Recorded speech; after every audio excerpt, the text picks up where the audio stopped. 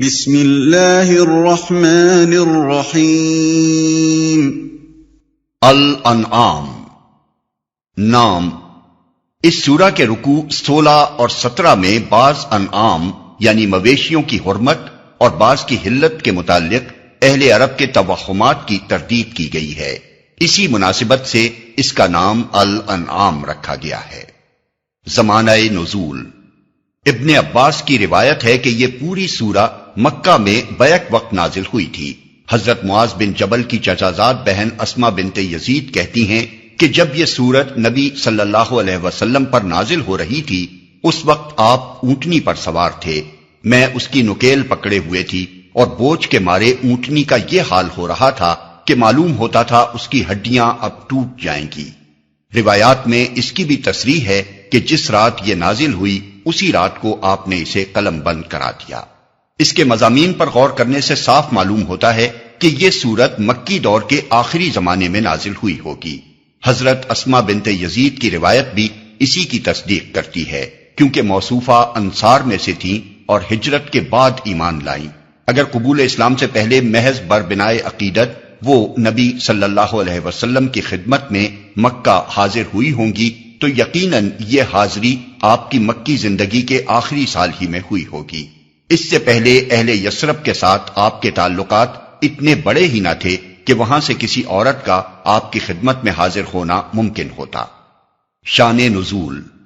زمانہ نزول متعین ہو جانے کے بعد ہم بآسانی اس پس منظر کو دیکھ سکتے ہیں جس میں یہ خطبہ ارشاد ہوا ہے۔ اس وقت اللہ کے رسول کو اسلام کی طرف دعوت دیتے ہوئے 12 سال گزر چکے تھے۔ قریش کی مزاحمت اور ستمگری اور جفاکاری انتہا کو پہنچ چکی تھی۔ اسلام قبول کرنے والوں کی ایک بڑی تعداد ان کے ظلم و ستم سے عاجز آ کر ملک چھوڑ چکی تھی اور حبش میں مقیم تھی۔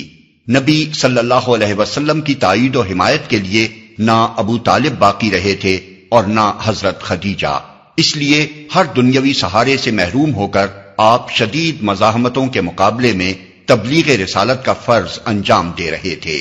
آپ کی تبلیغ کے اثر سے مکے میں اور گرد و نواح کے قبائل میں بھی صالح افراد پے در پے اسلام قبول کرتے جا رہے تھے، لیکن قوم بحیثیت مجموعی رد و انکار پر تلی ہوئی تھی۔ جہاں کوئی شخص اسلام کی طرف ادنا میلان بھی ظاہر کرتا تھا اسے طعن و ملامت، جسمانی اذیت اور معاشی و معاشرتی مقاطعے کا ہدف بننا پڑتا تھا۔ اس تاریک ماحول میں صرف ایک ہلکی سی شعاع یثرب کی طرف سے نمودار ہوئی تھی، جہاں سے اوس اور خزرج کے با اثر لوگ آ کر نبی صلی اللہ علیہ وسلم کے ہاتھ پر بیعت کر چکے تھے اور جہاں کسی اندرونی مزاحمت کے بغیر اسلام پھیلنا شروع ہو گیا تھا۔ مگر اس حقیر سی ابتدا میں مستقبل کے جو امکانات پوشیدہ تھے انہیں کوئی ظاہر بین آنکھ نہ دیکھ سکتی تھی۔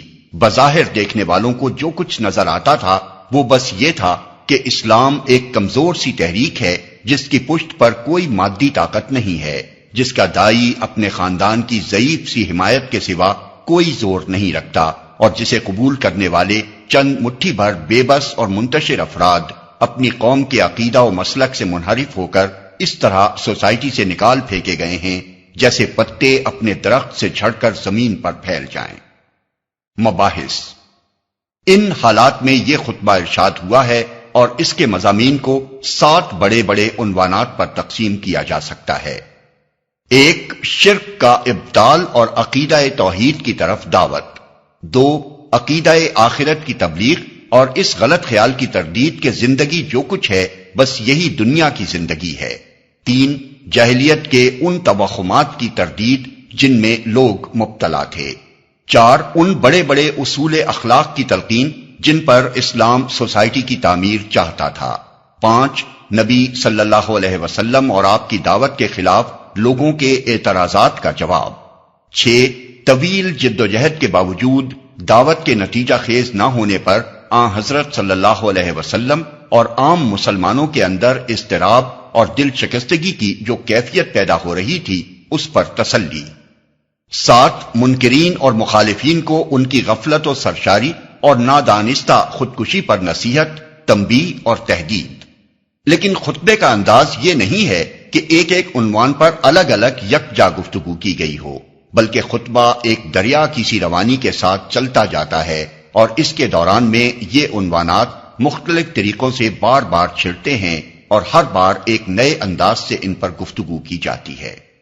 مکی زندگی کے ادوار۔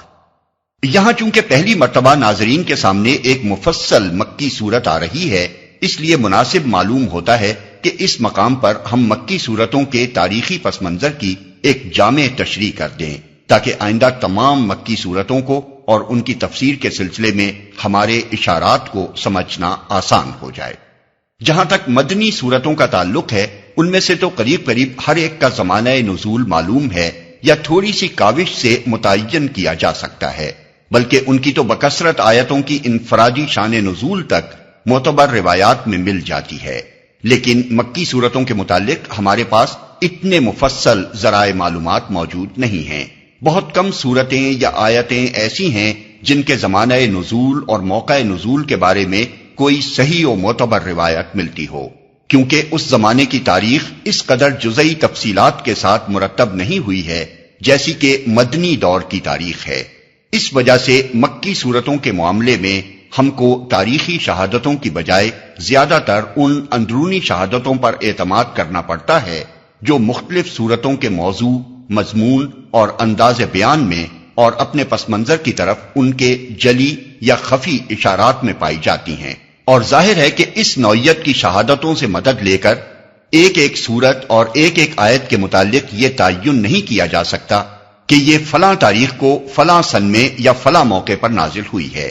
زیادہ صحت کے ساتھ جو کچھ کیا جا سکتا ہے وہ صرف یہ ہے کہ ایک طرف ہم مکی صورتوں کی اندرونی شہادتوں کو اور دوسری طرف نبی صلی اللہ علیہ وسلم کی مکی زندگی کی تاریخ کو آمنے سامنے رکھیں اور پھر دونوں کا تقابل کرتے ہوئے یہ رائے قائم کریں کہ کون سی صورت کس دور سے تعلق رکھتی ہے۔ اس طرز تحقیق کو ذہن میں رکھ کر جب ہم نبی صلی اللہ علیہ وسلم کی مکی زندگی پر نگاہ ڈالتے ہیں تو وہ دعوت اسلامی کے نقطہ نظر سے ہم کو 4 بڑے بڑے نمایاں ادوار پر منقسم نظر آتی ہے۔ پہلا دور آغاز بعثت سے لے کر اعلان نبوت تک، تقریباً 3 سال، جس میں دعوت خفیہ طریقے سے خاص خاص آدمیوں کو دی جا رہی تھی اور عام اہل مکہ کو اس کا علم نہ تھا۔ دوسرا دور اعلان نبوت سے لے کر ظلم و ستم اور فتنے کے آغاز تک، تقریباً 2 سال، جس میں پہلے مخالفت شروع ہوئی، پھر اس نے مزاحمت کی شکل اختیار کی، پھر تضحیک، استہزاء، الزامات، سب و شتم، جھوٹے پروپیگنڈا اور مخالفانہ جتھا بندی تک نوبت پہنچی، اور بالآخر ان مسلمانوں پر زیادتیاں شروع ہو گئیں جو نسبتاً زیادہ غریب، کمزور اور بے یار و مددگار تھے۔ تیسرا دور 5 نبوی سے لے کر ابو طالب اور حضرت خدیجہ کی وفات یعنی 10 نبوی تک، تقریباً 5-6 سال۔ اس میں مخالفت انتہائی شدت اختیار کرتی چلی گئی۔